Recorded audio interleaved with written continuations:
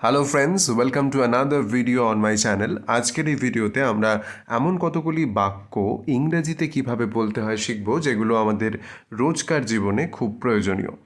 এবং এই এক একটা বাক্যের সাথে সাথে আমরা চেষ্টা করব সেই একই রকম বাক্য আমরা কিভাবে বলতে পারি সেটাও জেনে নেওয়ার।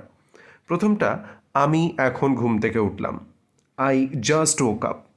তো যেই সময়ে আমরা এই ধরনের বাক্য বলি যে আমি সবে এটা করলাম, আমি সবে পড়া থেকে উঠলাম, বা আমি সবে সেখান থেকে ফিরলাম, আই জাস্ট রিটার্নড। ওকে, এইভাবে আমাদেরকে এই বাক্যগুলোকে বলতে হয়। আই জাস্ট রিটার্ন ফ্রম দেয়ার, আমি সেখান থেকে ফিরলাম। আমি সবে ঘুম থেকে উঠলাম, আই জাস্ট ওক আপ। আমি সেখান থেকে সবে ফিরলাম, আই জাস্ট রিটার্ন ফ্রম দেয়ার। আর কি বলা যেতে পারে, আমি এই সবেমাত্র অঙ্কটা শেষ করলাম, আই জাস্ট সলভড দ্য সাম, এরকম বলতে পারি। এর পরেরটা যদি আমরা দেখি, আমার খুব খিদে পেয়েছে, আই অ্যাম ভেরি হাংরি। আমার খুব খিদে পেয়েছে, আই অ্যাম ভেরি হাংরি। এরকমই যদি বলি আমার খুব ঘুম পাচ্ছে, I am feeling very sleepy. এই একই রকমভাবে আমাদেরকে বলতে হবে। এরপরে, এক গ্লাস জল দাও, give me a glass of water. আবার একই রকমভাবে বলা যেতে পারে, গিভ মি আ পেন, আমাকে একটা পেন দাও। আমাকে একটা স্কেল দাও, give me a scale. Give me an exercise copy, give me a book. So you can replicate this particular sentence structure in whatever way possible. You have to practice all the sentences like this. Okay? আমি স্নান করতে যাচ্ছি, I am going to take a bath, I am going to take a shower. আমরা আরও বলতে পারি, আমি খেলতে যাচ্ছি, I am going to play in the field. আমি দোকানে যাচ্ছি, I am going to the shop. I am going to the library.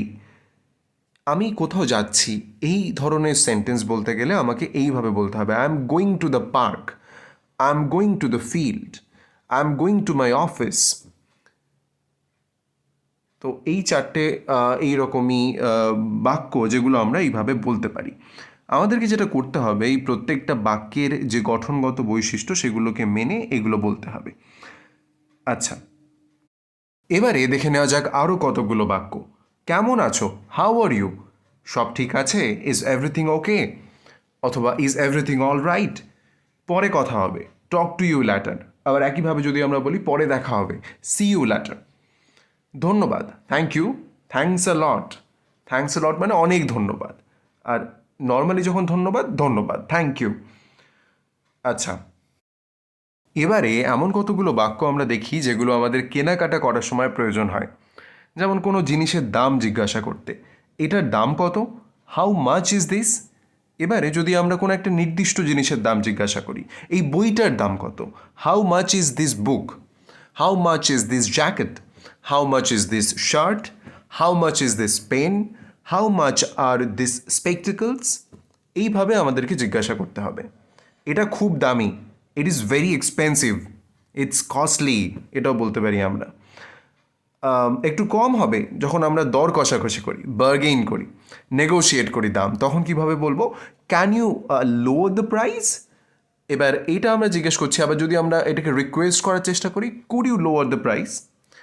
এবারে ধরুন আমি কোথাও একটা ঘুরতে গেছি, কিন্তু আমি পথ হারিয়ে ফেলেছি, আমি খুঁজে পাচ্ছি না আমি কোন পথ থেকে এসেছিলাম আর কোথায় যাব।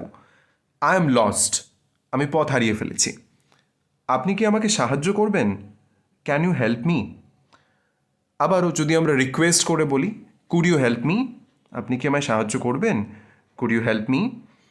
আমি বুঝতে পারছি না, I don't understand this, I don't understand this theory, বা I don't understand this mathematical problem, I just don't understand this situation.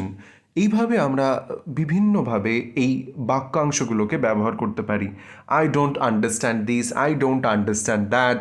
এইভাবে আমি কিছু বুঝতে পারছি না যখন তখন, I don't understand anything about it. এইভাবে আমাদেরকে কথা বলতে হয়। আর এইভাবেই আমাদেরকে প্র্যাকটিস করতে হবে, একটা একটা বাক্যকে বিভিন্ন ক্ষেত্রে প্রয়োগ করতে হবে। আর এই রকমই আরও অনেক ভিডিও পাওয়ার জন্য অবশ্যই সাবস্ক্রাইব করতে হবে এই চ্যানেলটি। থ্যাংক ইউ ফ্রেন্ডস, আবারও দেখা হবে আরও একটা ভিডিওতে যেখানে আমরা আরও কিছু নতুন ইংরেজি শিখে নেব।